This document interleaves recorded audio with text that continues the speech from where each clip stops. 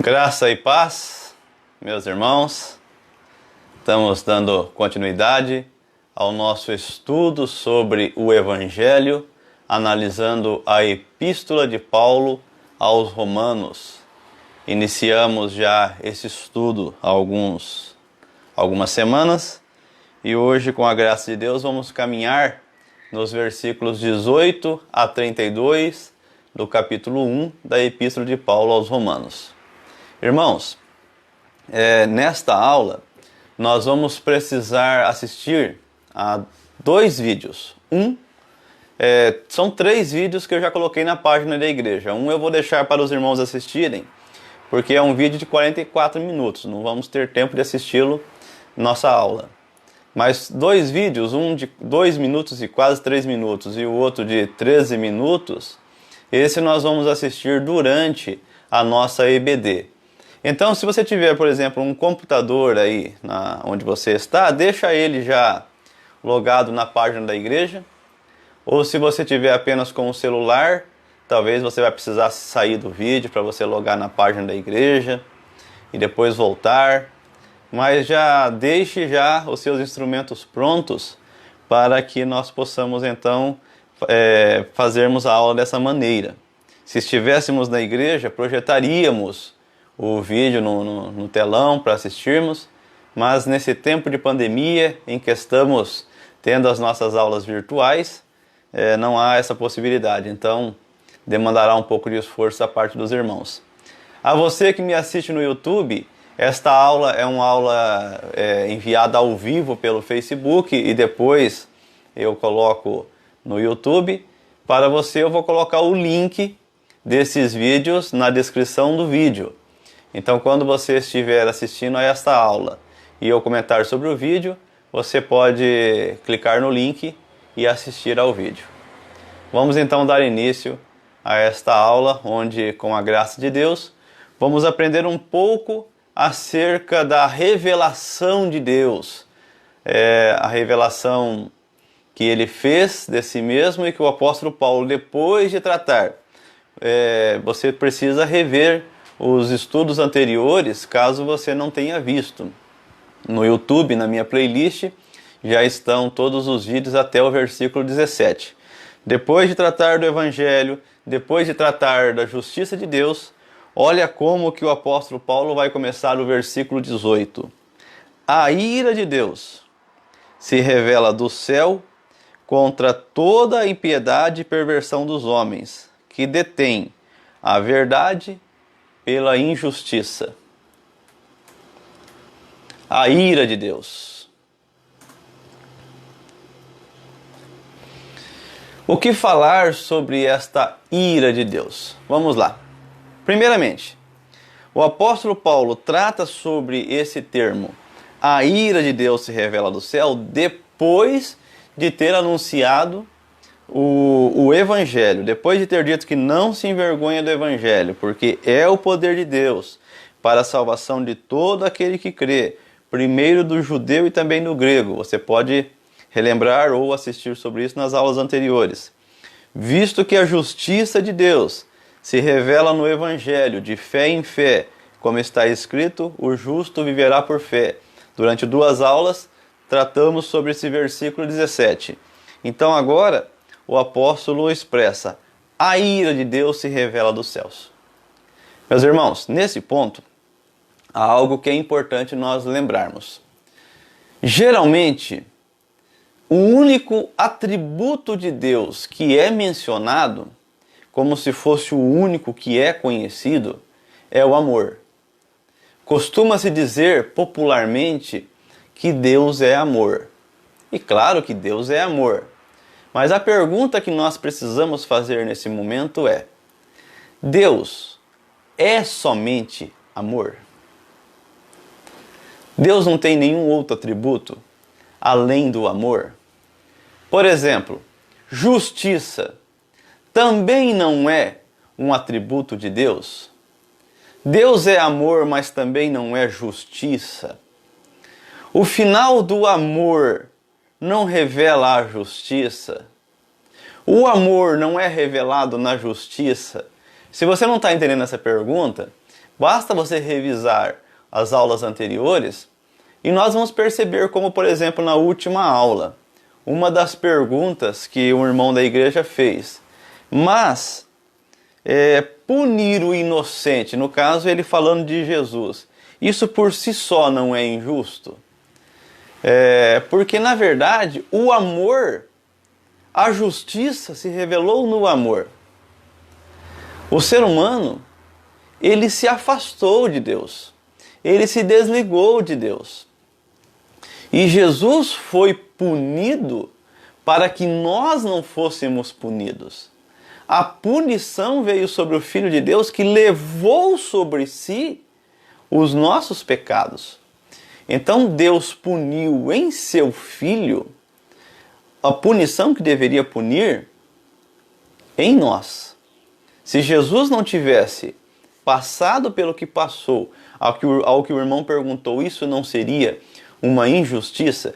Se Jesus não tivesse passado por essa injustiça, porque eu até posso concordar com o irmão que colocou em termos de injustiça. Deus teria cometido uma injustiça, punindo os nossos pecados em Jesus. Eu até poderia concordar que isso foi injusto mesmo.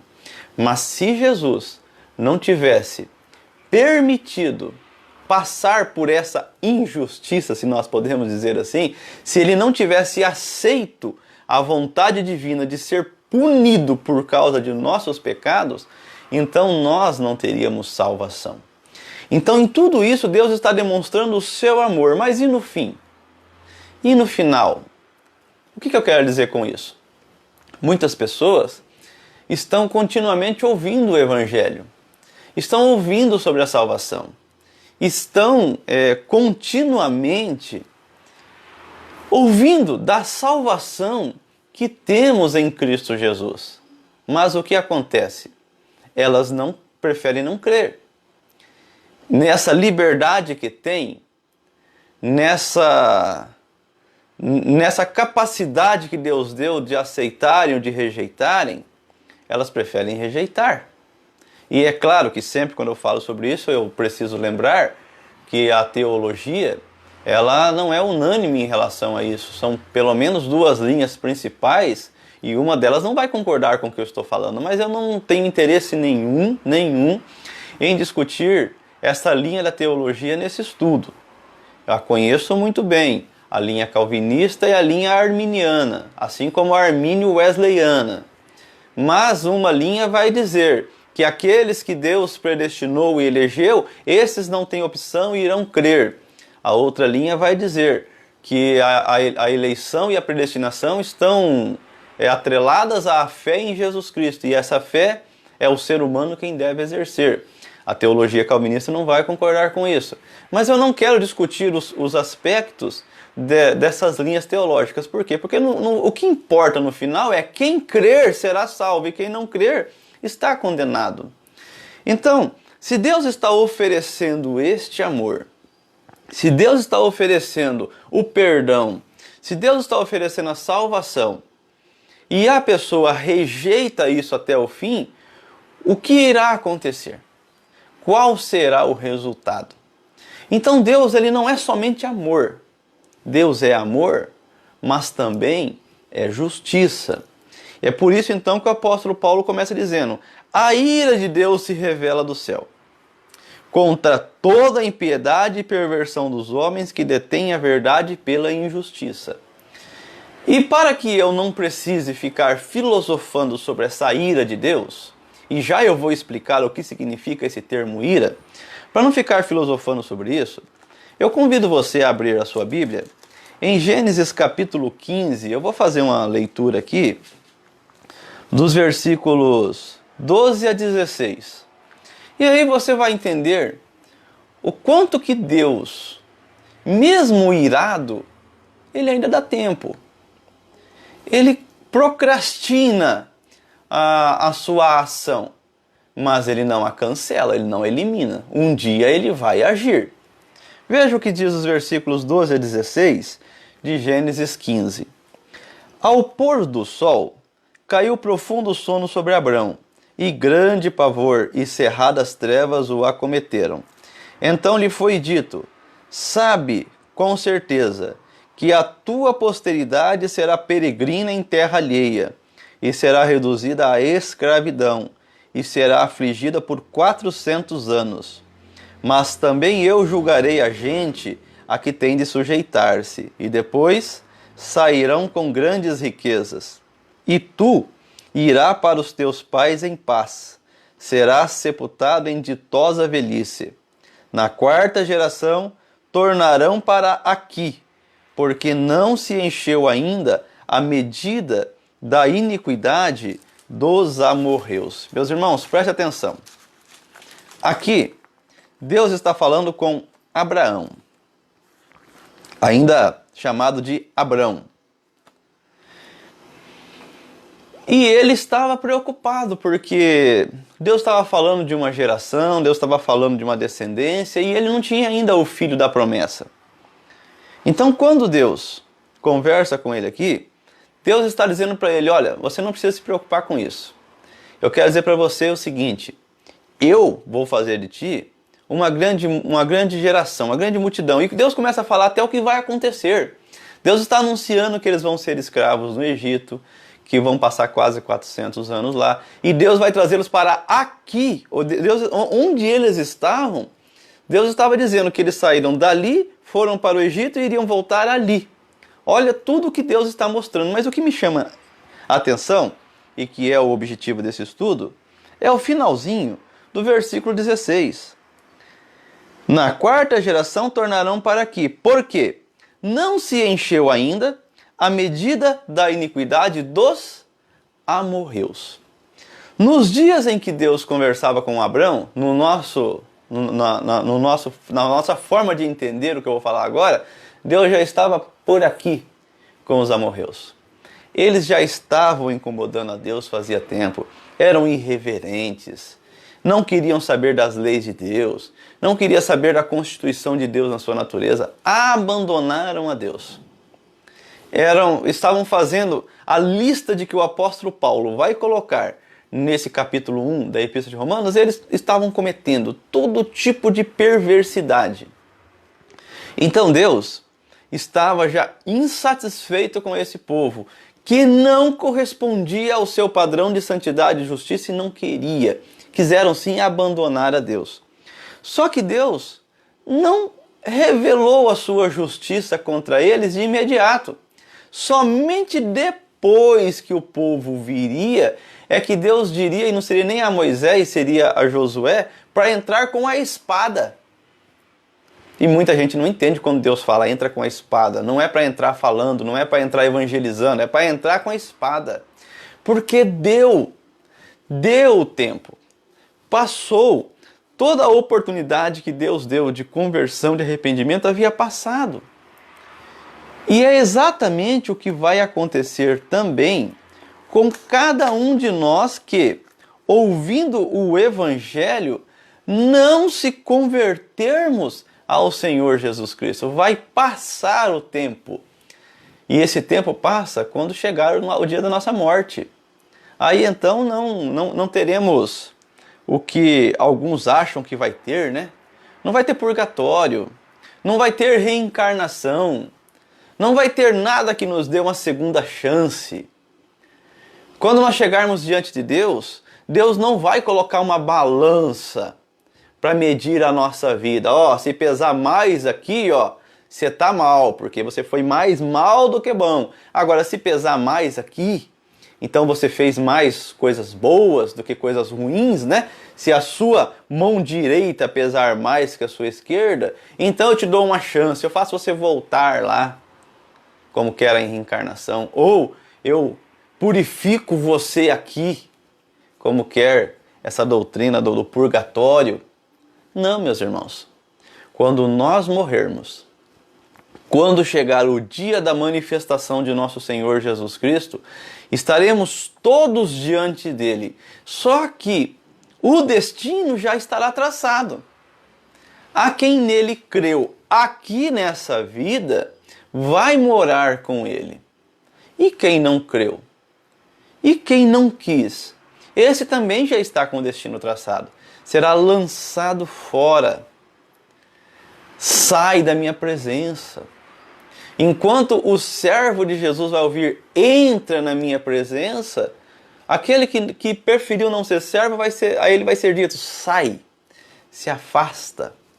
Então, é algo realmente para nós pensarmos. Quando o apóstolo Paulo diz, a ira de Deus se revela do céu. E o que significa essa ira? Vamos lá, vamos pensar. Se nós pensarmos em termos humanos, isso aqui vai ficar estranho. Por quê? Porque, por exemplo, quando o apóstolo Paulo diz, na epístola aos Efésios, agora se não me falha a memória, acho que é em Efésios mesmo, quando ele diz, irai-vos, mas não pequeis, não se ponha o sol sobre a vossa ira. Então, o que seria isso? Seria a mesma coisa, a mesma palavra? Quer dizer, o ser humano se ira, mas não pode guardar, ele tem que resolver isso logo. Tem que ter um domínio sobre a sua ira. É a mesma coisa em relação a Deus. Deus pode se irar, mas tem que ter um domínio. Porque, por exemplo, se ele tiver um domínio, então ele se ira, mas fica calmo. Agora, se de repente ele não se acalmar, ele lança um raio na cabeça daquele com quem ele está irado. Será que é isso? Não. Literalmente não. Se nós formos observar o sentido original para essa palavra, ela vai ter esse sentido de medida cheia, de completude. A ira de Deus se revela, ou seja, basta. Chega uma hora em que basta. Chega uma hora em que Deus exerce a sua justiça ao invés da sua misericórdia. Nós não sabemos, nesse tempo que nós estamos passando, essa pandemia de coronavírus, nós não sabemos até onde isso é resultado da ação humana ou até onde isso já é resultado do julgamento divino. Nós não sabemos. Não tem nem como filosofar sobre isso, não tem nem como falar sobre isso, porque nós não sabemos. Agora notem que estão acontecendo várias coisas ao mesmo tempo. Você que frequenta a igreja junto comigo, nós somos aqui de Londrina, veja que aqui em Ibiporã, nossa cidade vizinha, foi descoberto mais um vírus de gripe suína, estilo H1N1, com alto potencial de pandemia global, do nosso lado. Se o Covid-19 surgiu na China, na província de Wuhan, essa nova pandemia poderia surgir aqui na região metropolitana de Londrina. Enquanto tudo isso, vem aí nuvens de gafanhotos. E agora os Estados Unidos se colocando contra a China por causa dessa pandemia e iniciando aí talvez uma nova Guerra Fria aos moldes do que foi a guerra entre Estados Unidos e a antiga União Soviética. Da mesma forma que os Estados Unidos emergiram depois da Segunda Guerra Mundial, a China emergiu depois da consolidação ao fim da Guerra Fria. E agora, o que os Estados Unidos tentaram ser parados por outros países e não conseguiram, agora eles querem parar a China. E nós estamos vivendo em todo esse cenário. Esse é o cenário em que nós vivemos. Em tudo isso já há a mão de Deus. Já há o julgamento de Deus a uma humanidade que vive sem Ele. Mas ainda assim com amor e mais ou menos nos termos em que Ele falou com Abraão, ainda não se encheu a medida da iniquidade. Porque quando se encher a medida da iniquidade desse mundo em que nós vivemos, o Senhor Jesus voltará. E aí julgará, e aí acabará. Então se você acha que Deus ele está alheio a tudo isso, que Deus está passivo em relação a tudo isso, você está redondamente enganado. Porque Deus controla todas as coisas e Ele ainda não, a medida da nossa iniquidade ainda não se encheu. Quando se encher, o Senhor Jesus voltará. É isso o que o apóstolo Paulo disse aqui.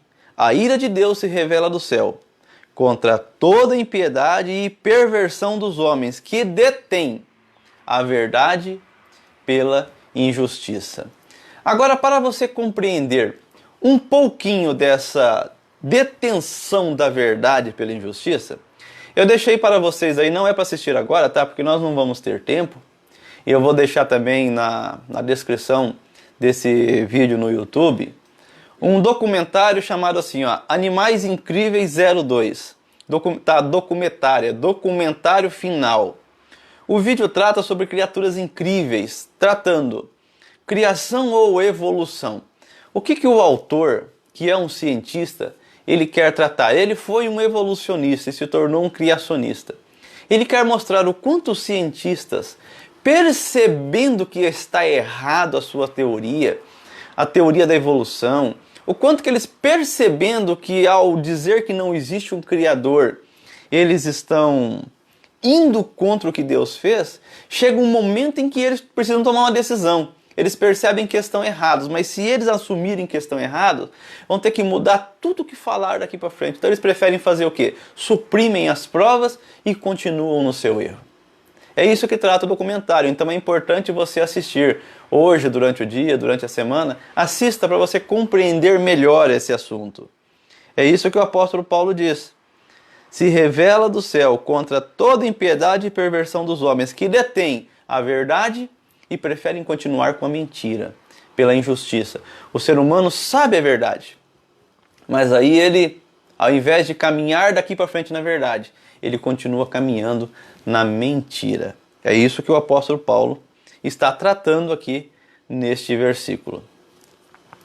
No versículo 19, diz assim, porquanto que de Deus, 19 e 20, porquanto que de Deus se pode conhecer, é manifesto entre eles, porque Deus lhes manifestou.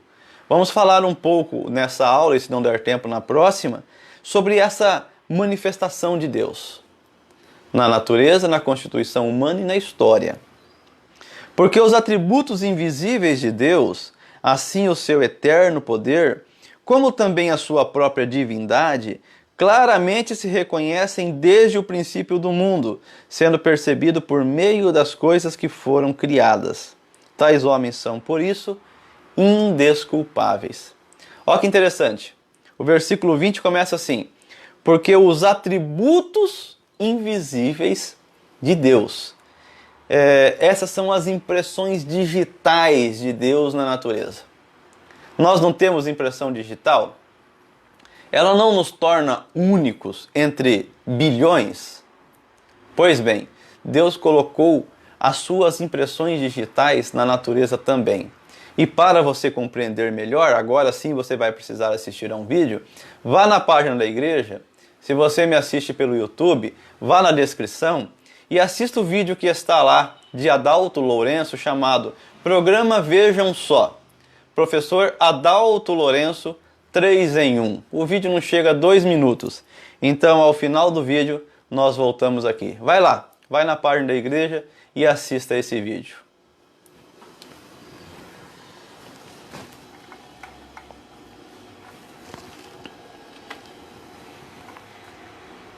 Deixa eu colocar da seguinte forma, mostrando como não é só isso. As leis da natureza, por exemplo, elas não mudam. Portanto, uma das características delas é serem eternas. As leis da natureza, eu não consigo pegá-las. Não consigo pegar, por exemplo, tá para assistir aqui, ó. Tá aqui, a gravidade. Então elas são transcendentes. E a lista vai. Em todas as características que nós encontramos das leis da natureza, você encontra também no Deus das Escrituras. Que ele é o autor das leis. E ele colocou nas leis algumas das suas características. Interessante.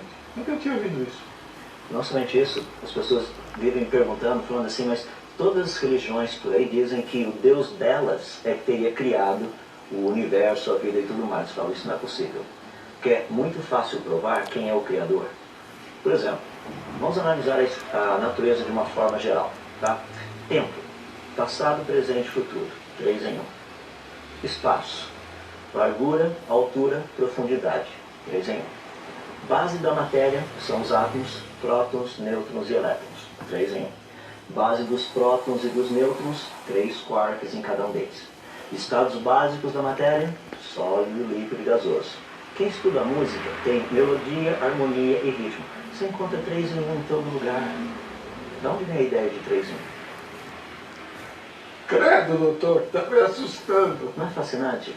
Porque o Deus das Escrituras, o Criador verdadeiro, deixou a sua assinatura na criação.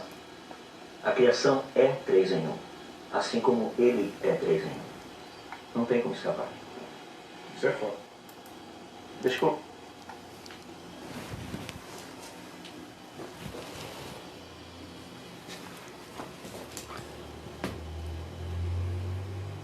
Muito bem. Então você assistiu a esse vídeo do Dr. Adalto Lourenço, 3 em 1. Você conseguiu perceber o como que Deus colocou a sua impressão digital na natureza? É isso que o apóstolo Paulo colocou aqui no versículo 20. Porque os atributos invisíveis de Deus, os atributos invisíveis, os quais nós não podemos ver, mas de vez em quando Deus levanta um servo dele, como o Adalto Lourenço, para nos trazer isso, para nos mostrar isso. Como também a sua própria divindade, claramente se reconhecem desde o princípio do mundo, sendo percebido por meio das coisas que foram criadas. Tais homens são, por isso, indesculpáveis. Bem, aqui o apóstolo Paulo começa a colocar uma questão que leva-nos a uma compreensão que nem sempre será adequada. Não que ele tenha expressado errado, mas é que nós não conseguimos compreender corretamente. Porque ele está dizendo que aquilo que Deus revelou é o suficiente para que nós nos tornemos indesculpáveis. E é verdade. Se nós formos analisar, somente com a criação já é o suficiente para Deus julgar a humanidade. Somente com a sua criação. Mas ainda assim Deus colocou no Antigo Testamento a sua lei, e mais claramente no decorrer da história humana, quando o Senhor Jesus Cristo veio, ele colocou o seu evangelho, a graça do Senhor Jesus Cristo. Então, o apóstolo Paulo está começando a levar aqui nesse contexto o ser humano para a cruz, para mostrar que mesmo que ele não creia no Senhor Jesus Cristo, ele está de toda forma condenado. Porque se a revelação máxima, ápice, Deus colocou na pessoa do seu filho, mesmo antes disso, ele já havia colocado isso no universo e na sua criação. Então nós vamos ver um exemplo muito importante, muito interessante hoje de Pascal em relação a isso, para que isso fique ainda mais claro, que isso ilustre, ganhe cores na nossa mente. Veja os versículos 20 a 21. 20 nós já lemos, né? Mas eu vou ler novamente e vou ler junto com o 21. Porque os atributos invisíveis de Deus, assim o seu eterno poder, como também a sua própria divindade, claramente se reconhecem desde o princípio do mundo, sendo percebido por meio das coisas que foram criadas. Tais homens são, por isso, indesculpáveis, porquanto, tendo conhecimento de Deus, não o glorificaram como Deus, nem lhe deram graças. Antes, se tornaram nulos em seus próprios raciocínios, obscurecendo-se-lhes o coração insensato. Preste atenção no que nós lemos, e eu vou ler agora para você algo que Pascal, esse físico, matemático de grande importância para a matemática, um gênio, veja o que ele escreveu. Pascal insiste que a natureza não é uma boa pista para Deus. Olhei para todos os lados, disse ele, e em toda parte só encontrei obscuridade. Se eu não visse sinais de uma divindade, minha postura seria a negação. Se visse em toda parte as marcas do Criador, descansaria tranquilamente na fé.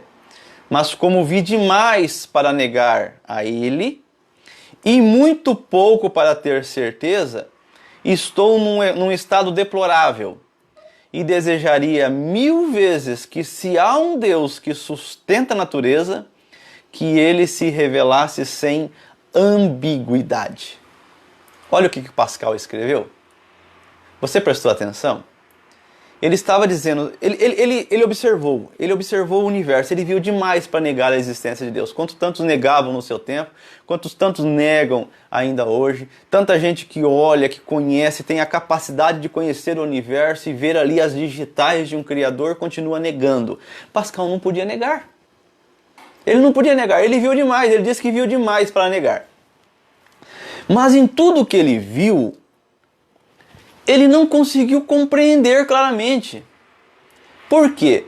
Porque a natureza, ela é a revelação de Deus, mas o pecado, o que o pecado fez? Você vai entender facilmente.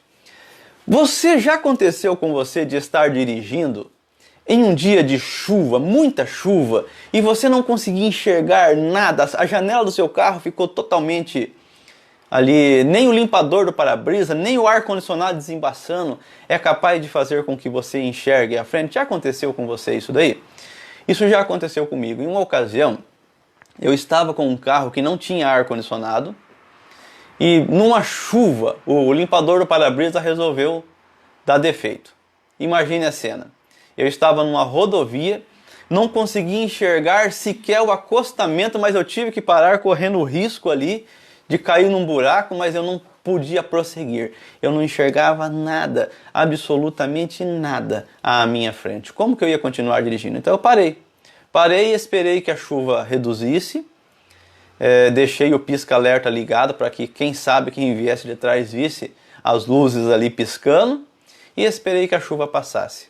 A chuva passou, eu limpei o para-brisa, pude enxergar e continuei a dirigir. Naquele momento, tudo estava à minha frente. Eu só não podia enxergar. Mas Deus não retirou a paisagem e tudo, a pista da minha frente. Eu é que naquele momento não podia enxergar. Assim é a natureza e assim é a criação de Deus. Ela está aí, você consegue enxergar o Criador em todas as coisas, mas o pecado coloca essa lente, coloca essa escuridão, coloca essa neblina que te impede de ver o Criador à frente. O pecador não regenerado, ele não consegue compreender a criação de Deus. Ela não faz sentido para ele. E é por essa razão que ele vai idolatrar. E o apóstolo Paulo vai tratar muito sobre a idolatria nesse capítulo. Ele vai passar a render adoração à criação e não ao Criador. Por qual motivo? Porque ele está com o seu foco totalmente desfocado, com a sua lente obscurecida. Foi isso que Pascal disse. Ele não podia negar um Criador, mas ele também não conseguia perceber quem foi. Essa uma revelação clara. Ele não conseguia encontrar uma revelação clara e isso o deixou triste, porque olha o que ele escreveu. Desejaria 1000 vezes que se há um Deus que sustenta a natureza, que ele se revelasse sem ambiguidade. Mas agora eu vou ler outra etapa da vida dele, que aconteceu no ano de 1654. Olha que interessante. O que se faz com os pertences pessoais de um ser amado que faleceu? Este é um problema universal. Alguns dias após a morte de Blaise Pascal, um empregado da casa percebeu sem querer uma saliência no casaco do grande cientista. Ao abrir o forro, encontrou um pergaminho dobrado, escrito à mão por Pascal. Dentro do pergaminho havia uma folha de papel com garatujas, uma cópia fiel das palavras do pergaminho. Ano da graça de 1654, segunda-feira, 23 de novembro, das 10h30 da noite até cerca de 00:30. Deus de Abraão, Deus de Isaac, Deus de Jacó, não dos filósofos e intelectuais. Certeza, sentimento, alegria, paz. Deus de Jesus Cristo. Eu me separei dele, fugi dele, renunciei a ele, o crucifiquei.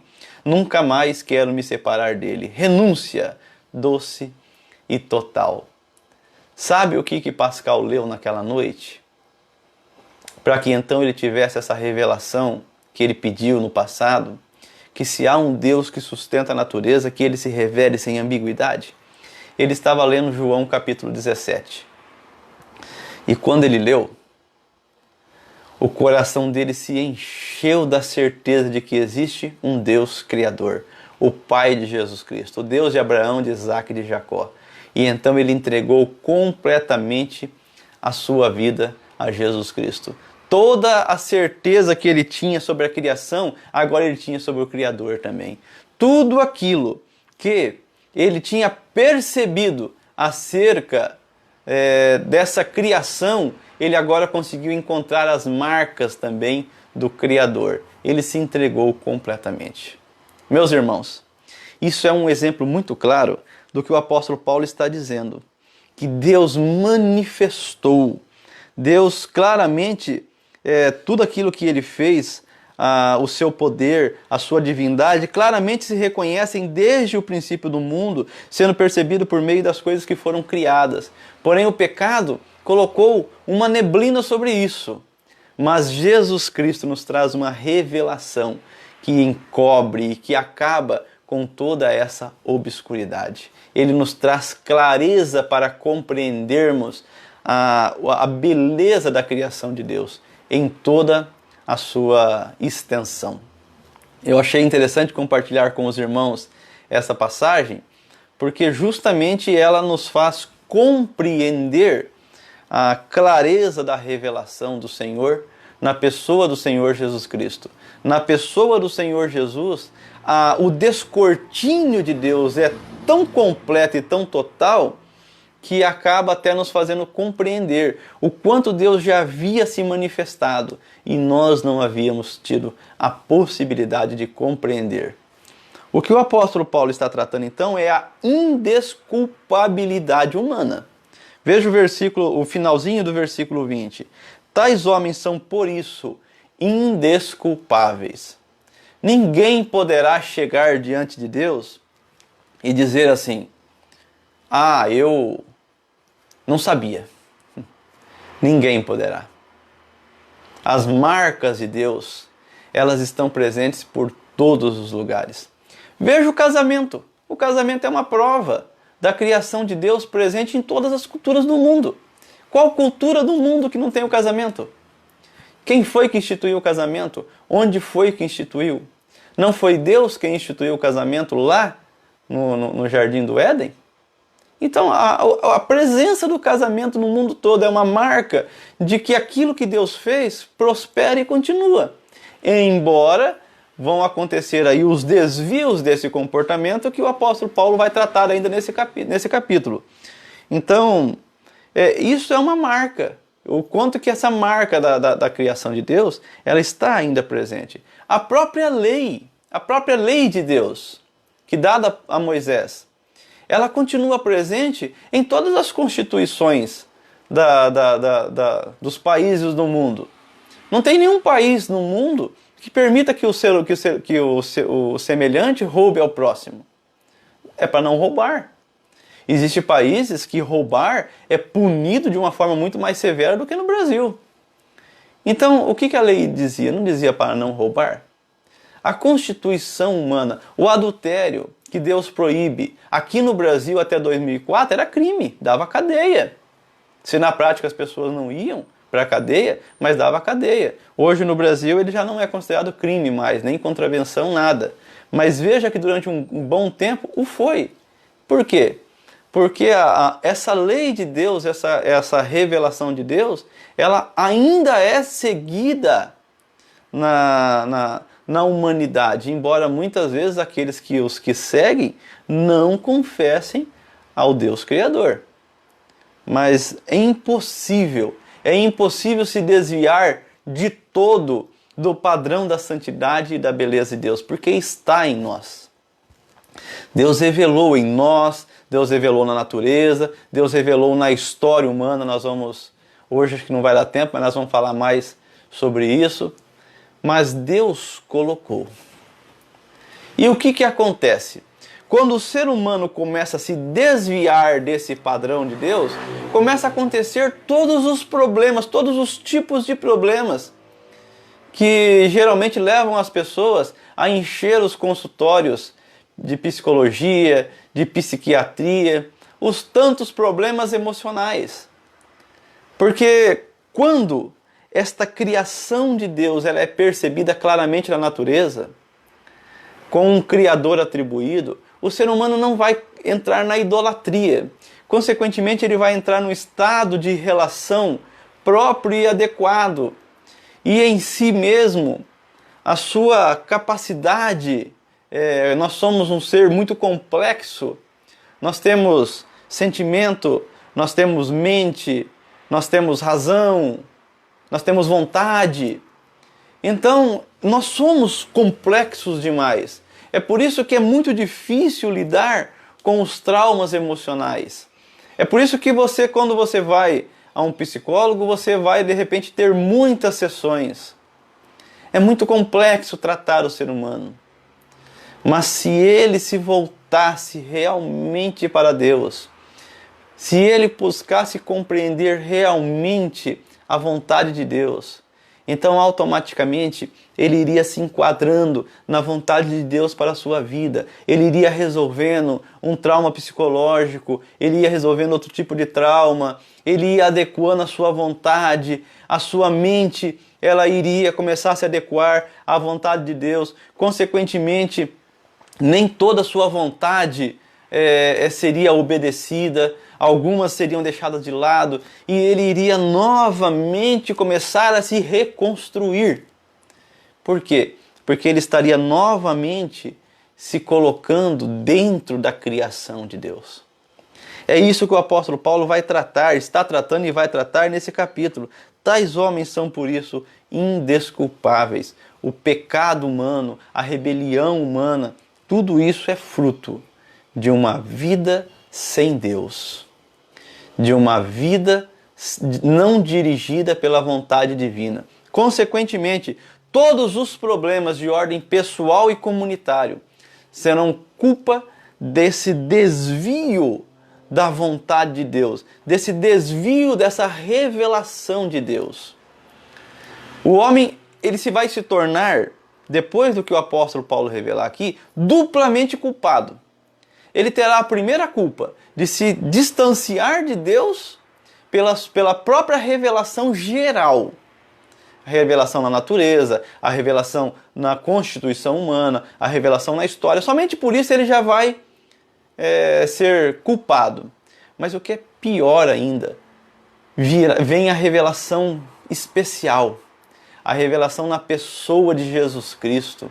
O descortínio completo de um Deus criador, amoroso, justo, compassivo. E o ser humano agora rejeita a Jesus Cristo. Ele agora é duplamente culpado. Ele só lhe resta uma sentença que é de condenação. Enquanto ele permanecer debaixo dessa culpa, ele vai transferir essa culpa ao seu semelhante. Como? Através de tantos traumas que ele vai viver e ele vai causar. Eu estou convencido de que as famílias cristãs, vou colocar assim dessa forma. O que é a família cristã? Aquela família que confessa a Jesus Cristo, que vai para a igreja, que leva os seus filhos para a igreja. Esta família, muitas vezes, ela não se parece com a família que deveria se parecer. Eu vou tentar utilizar um pouco aqui as palavras da doutora Sharon K. George, no seu artigo, você encontra na internet esse artigo, chamado Educação Cristã, um olhar sobre a totalidade da vida. Ela coloca a família como uma comunidade capacitadora, criadora, de amor, de cuidado. Ou seja, uma família de amor. A igreja ela é uma reunião de famílias amorosas. Mas parece-me que nós vivemos uma realidade onde tão assim distante disso que às vezes parece que nós temos vontade de perguntar para ela: doutora, a senhora está idealizando demais? A senhora está sonhando demais? Na verdade, ela não está. Mas a nossa realidade tem sido, infelizmente, diferente. Nós não temos vivido aquilo que Deus quer que nós vivamos. Nós não temos nos entregado completamente a Jesus Cristo, ao ponto de nós realmente sofrermos a ação da graça de Deus no nosso interior.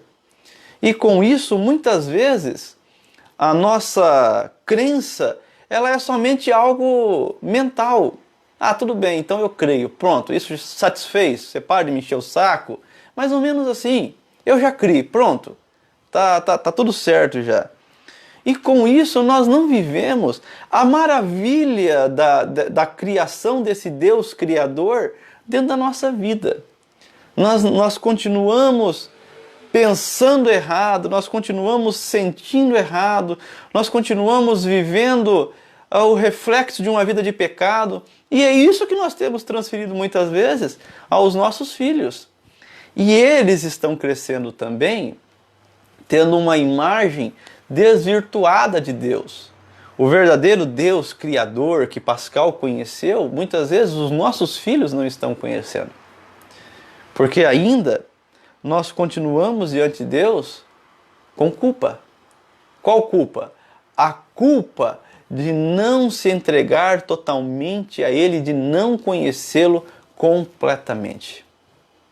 E com isso, nós não estamos vivendo como Deus queria que nós vivêssemos. Muitas vezes, meus irmãos, a nossa vida cristã se resume somente a ir à igreja. E agora, nesses dias, pelo menos no nosso caso, nem tem sido esse, somente assistir o vídeo no domingo de manhã e no domingo à noite, que é a transmissão da EBD e do culto noturno. Somente isso e nada mais.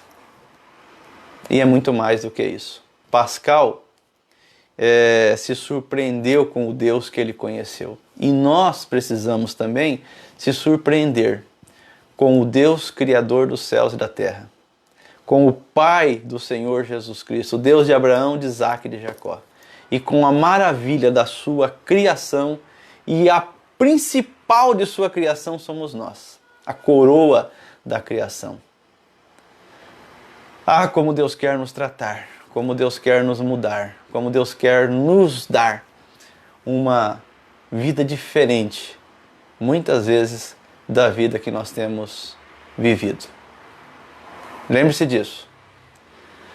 Todos que não creem são duplamente culpados. Não crê na revelação geral de Deus e, o que é pior, não crê na revelação especial na pessoa do Senhor Jesus Cristo. Nós vamos falar mais sobre isso no nosso próximo estudo, onde aí nós vamos entrar em mais detalhe dessa revelação de Deus na constituição humana, na natureza e na história. Temos alguma pergunta, algum comentário? Hoje os irmãos entenderam tudo ou não entenderam nada, porque não fizeram perguntas, não comentaram. Isso acontece às vezes na igreja também, pessoalmente. Eu olho para os rostinhos e parece que entenderam tudo porque ninguém pergunta nada. Bem, espero ter caminhado um pouco e esclarecido pelo menos esses versículos 18 a 20. E semana que vem, no nosso próximo estudo, continuamos a partir daqui. Deus te abençoe. E se você gostou desse estudo, desse vídeo, não esqueça de curtir, compartilhar, para que isso vai sempre nos ajudar, para que esse conhecimento ele vá também para outras pessoas. O YouTube, principalmente, tem essa capacidade de chegar onde eu jamais conseguiria chegar. De vez em quando eu me surpreendo onde chego. Irmãos de tantas cidades que eu nem sabia que existia no Brasil, que me escrevem e dizendo que estudaram e que às vezes estão lá estudando junto com a igreja. Tanta coisa que está acontecendo tantas vezes, quando às vezes eu estou até descansando. Tem sido maravilhoso, desde 2016 que tenho esse canal no YouTube, tem sido maravilhoso o resultado de tantas pessoas que têm estudado, conhecido, né? E aprendido mais sobre a palavra de Deus. Então eu conto com você para curtir, compartilhar, para que nós possamos chegar a mais lugares. Deus abençoe você e até o nosso próximo estudo. Deus abençoe, meus irmãos. Até mais.